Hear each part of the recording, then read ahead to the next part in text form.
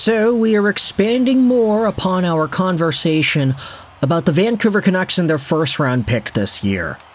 Because more tweets have been coming out, more insider analytical comments about what could be, and it's really changing the way I think a lot of Canucks fans are viewing this draft.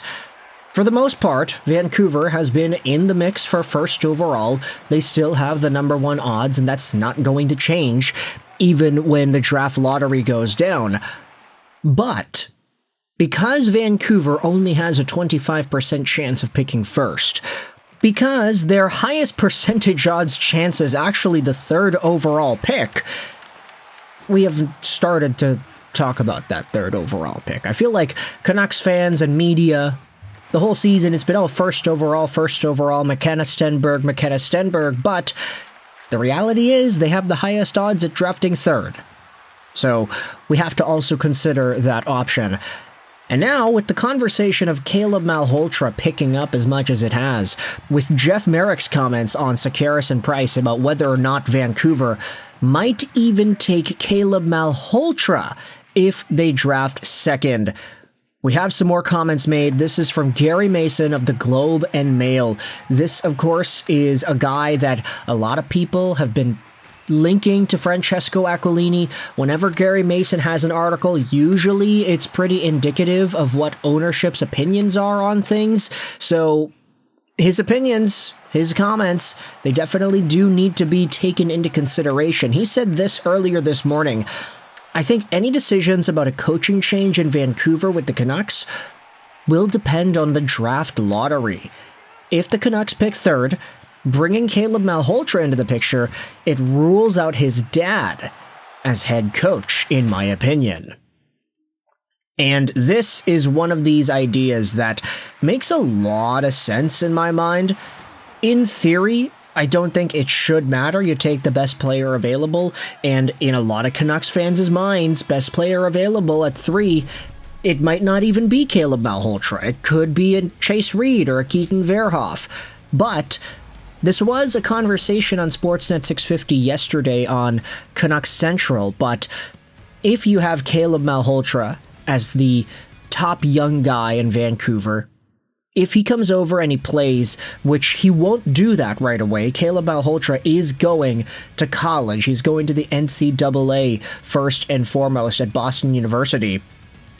But if you bring in Caleb Malhotra, and also if you bring in Manny Malhotra as the head coach, all it takes is one guy in the locker room who is ticked off a little bit too much, who can throw off the entire vibe of what's going on. Hey, why is that guy getting second power play time? Why is that guy being played in this situation here?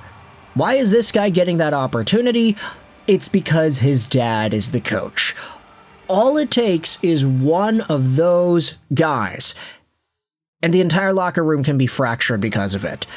Now, is that a dramatic conclusion to come to? Oh, one person can change the entire dynamic. Yeah, maybe, but it doesn't change the fact that all it takes is one dude, and then all of a sudden things can be very, very awkward. And as we know, for pro sports, especially in Vancouver, locker room dynamics seem to be a pretty big part as to where it is Vancouver is placing their emphasis on these days. And further to that point, you don't want to prioritize a coach over a player. Technically speaking, that's not really the right thing to do, but if it gets to a point where you're also debating whether or not the player is the right player, I do think at that point it becomes an element of contention. If you're a really big Manny Malhotra fan, you want to see this guy take on the helm of head coach for the Vancouver Canucks, and you are interested in Chase Reed at the same time, this might be seen as a double whammy that conflicts with both of what it is that you may want. It's like, man, I want Chase Reed, but I also want Manny Malhotra. You're telling me if the Canucks draft third, they're not going to take Chase Reed and they're not going to get Malhotra? They're going to get one, not the other? Obviously, there are secondary conversations to have about that, but there are also secondary conversations to have about the way the GM situation has gone down. Take a look at this firstly. On Halford and Bruff earlier this morning, Rick Dhaliwal was the guest, and he said a couple of agents reached out to him and said, if the Vancouver Canucks hired Shane Doan, that could change their perception of the organization. Now, Shane Doan is a name who's entered the hat over the last few days, and I think pretty common consensus is amongst Canucks fans he would be a very high character addition to the Vancouver Canucks, either as a GM or some sort of a top executive. The Canucks were seeking permission to speak to Shane Doan, who currently works for the Toronto Maple Leafs. One thing's for sure, man, with the way this executive search is going down, either a president of hockey ops search or a general management search, what have you, they are casting a really wide net. There are a number of different guys from different walks of life with different levels of experience that are all being considered here, from Peter Chiarelli to Roberto Luongo to Shane Doan to Kevin Adams. And so, as we had said, there's not a lot of other stuff to talk about with the Canucks other than the draft and the GM search at the moment. We can talk about Phil Hronek going to the World Championships. We can talk about Besser, Ogren, Karlsson going to the World Championships. But ultimately, I think a lot of people are focused on the main team. Speaking of guys that were a part of the Vancouver Canucks, though, Elliot Friedman's reporting that Patrik Allvin could potentially head over to Seattle. Dhaliwal said on Donnie and Dolly earlier this morning that Allvin has multiple teams interested in him. Everyone around the league knows he was the scapegoat in Vancouver, and he wasn't the one running things. So, we'll see whether or not Allvin's reputation as a decent executive is going to have an effect on how quickly he is able to get his new NHL job, whether or not that is another general management role or whatever. Friedman said he wonders if Allvin ends up with the Seattle Kraken, and that obviously would be an intriguing idea too. Seattle, Ron Francis, that guy just ended up stepping down a few days ago, so we will see whether or not there is a hockey ops change or a general management change for the Kraken. If anything, I feel like there's a lot to prove out of both Allvin and the Seattle Kraken as a franchise. The young guys haven't necessarily taken the biggest steps possible. Matty Beniers is fine. Maybe not a top-line center like we all thought he would be. So far, at least. Shane Wright, also fine. But I think a lot of us thought he would be way better than what he is right now.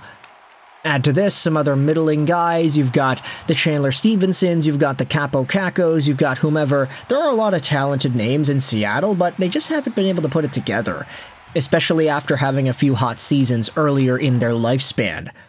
But with that said, you can let me know your thoughts in the comment section below. How do you feel, firstly, about the idea of Vancouver not appointing Manny Malhotra as their head coach if they draft Caleb Malhotra?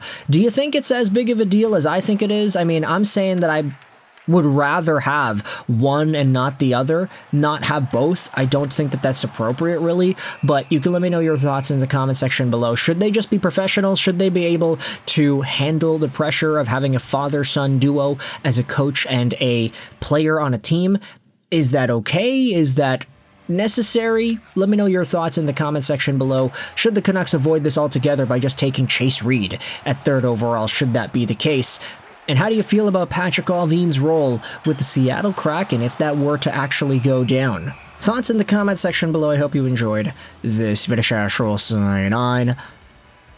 And bye.